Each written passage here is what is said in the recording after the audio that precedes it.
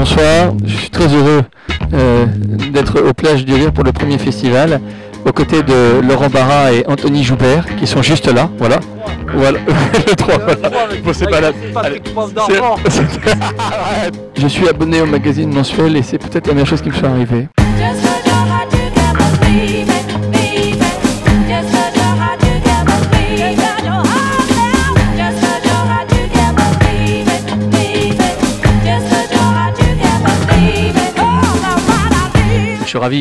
Je suis ravi parce que compte tenu de l'ambiance qu'il y a ce soir, ce sera certainement pas la dernière édition. En tout cas, j'espère ne pas les faire fuir pour les prochaines années. Non, mais je suis ravi parce que il fait beau, on est à 15 mètres de la mer, c'est les vacances.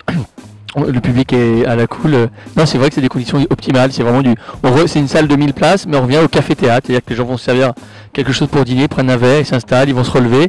Et on est à l'essence même du café-théâtre. Donc, c'est pourquoi on fait ce métier. Donc, je suis ravi. Les conditions sont parfaites. Mais il n'y a pas de carrière, il n'y a pas d'école, on n'est pas bac plus 3 one man show, donc c'est que des parcours atypiques. Moi c'est vrai que comme je suis issu de famille aristo, on forme plus des généraux que des humoristes. J'ai mis 5 ans avant de faire le pas et je fais du droit et avant d'attaquer les planches. Je commençais comme magicien close-up, j'ai gagné ma vie comme magicien close-up, je faisais ça au pourboire dans les bars, puis dans les soirées privées.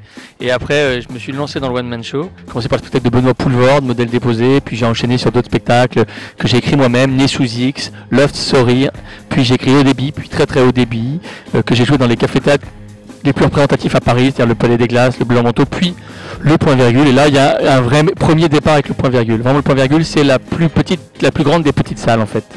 Et à partir de là, l'émission de Ruquier est arrivée, ça a été une deuxième naissance. Donc voilà, c'est assez extraordinaire. 80 sketchs inédits en 18 mois, 130 émissions de télé en tout. Entre tout ce que j'ai pu faire, j'ai écumé toutes les émissions d'humour de la télé française. Et je suis passé du café-théâtre au théâtre. C'est-à-dire que Ruquier m'a fait passer du café-théâtre de 100 places au théâtre de 1000 places. Il y a 10% de plus de femmes que d'hommes sur Terre. Ça veut dire chaque homme a le droit à une femme plus un petit peu de rab. 10% d'une autre femme, qu'est-ce que vous choisiriez, messieurs? Oh, ils ont les boules, là. Moi, je choisirais rien, parce que chaque femme est unique. Un peu d'humour. Absolument inévitable. Pas Ruquier, mais Ruquier c'est un type formidable, si on peut y arriver avec Ruquier, oui. Mais je veux dire, la télé est indispensable. Avant de faire du one man show, je pensais que c'était possible d'exister sans, et depuis que j'en fais, je suis persuadé du contraire. Sans télé, on ne peut pas avoir ce genre de carrière, c'est impossible. On ne peut pas faire 1000 places à Nice uniquement sur le bouche à oreille, ou alors ça prend 30 ans, et quoi qu'il arrive, ce sera par internet, ce sera par... est-ce que je veux pas. Donc la télé m'a tout donné, je lui dois tout, et je le dis avec beaucoup d'humilité, voilà, sans télé, sans cette idée de Ruquier de dire on va faire une nouvelle star version humour. Je suis eu la chance d'être le premier candidat à descendre les marches et donc le premier candidat à faire cette émission. J'ai essuyé tous les plats, j'ai appris en la faisant, j'ai appris à écrire, notamment avec la complicité de Vincent Leroy qui m'accompagne maintenant dans l'écriture. Et c'est vrai que voilà, donc j'ai vraiment, quand je dis que c'est une deuxième naissance professionnelle, c'est vrai qu'il y a un avant, un après, et je la situe vraiment très précisément comme on a une date de naissance. Moi c'est le 30 août 2010, date de la première émission, qui est vraiment une naissance, voilà, un accouchement. Non, en fait, j'ai pas d'hésitation simplement parce qu'il connaissait pas encore les règles du jeu, la production. Il me dit voilà, tu viens faire une émission, tu fais un sketch inédit et si Ruquier aime bien, il te demandera de revenir. Mais quand je suis arrivé évidemment sur place, j'ai vu les buzz, les notes, les boîtiers, etc.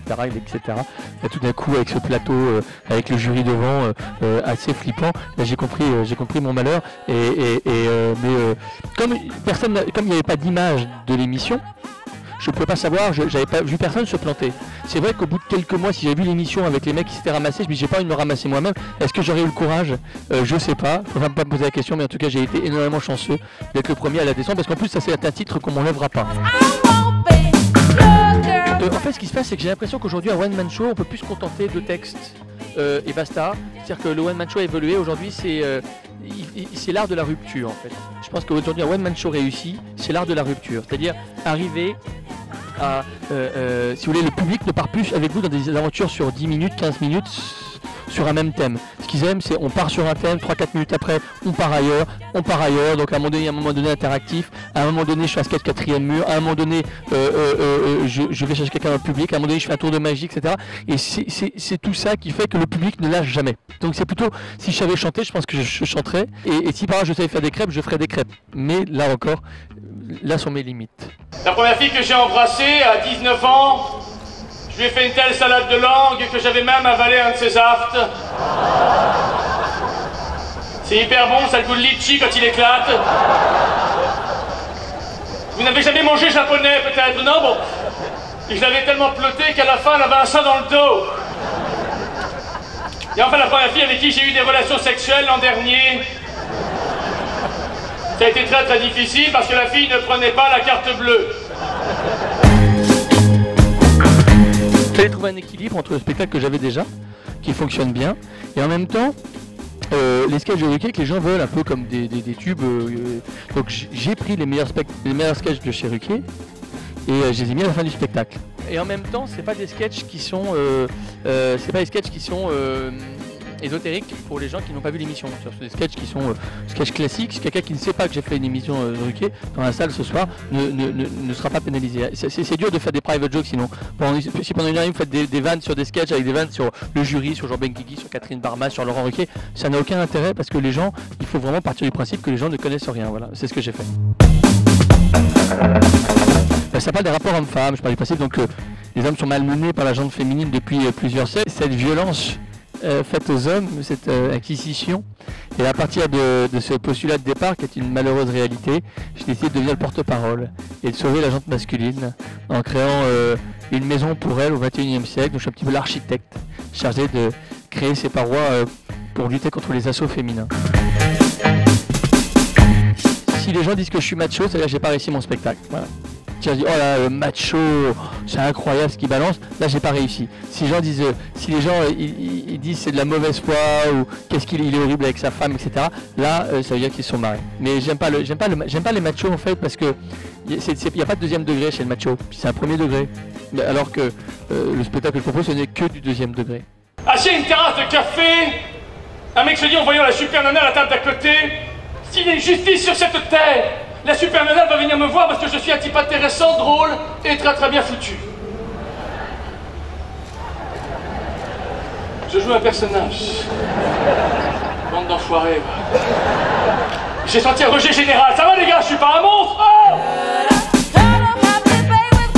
Oh dimanche prochain, exactement, dimanche prochain, le dimanche à 19h, oui, donc toutes les semaines un sketch inédit. On compte en mots avec mon ami là, donc pour prendre entre 400 et 450 mots de vannes qui sont inédites et qui sont efficaces. Et là ce soir d'ailleurs je vais tester un nouveau sketch qui n'a jamais été joué nulle part, qui n'a jamais été testé, dont la première phrase est bonsoir, avant de commencer, je dois dire que je suis très admiratif de Michel Drucker car c'est le seul homme qui a réussi à passer tout son dimanche dans un canapé sans se faire engueuler par sa femme. Moi ce soir ce qui m'amuse aussi c'est de tester ce sketch, voir les réactions, etc. De sentir la salle et de dire qu'est-ce qui a été drôle, qu'est-ce qui n'a pas été drôle. Retrouvez-moi en janvier à Aix-en-Provence, Sanary-sur-Mer et Nice.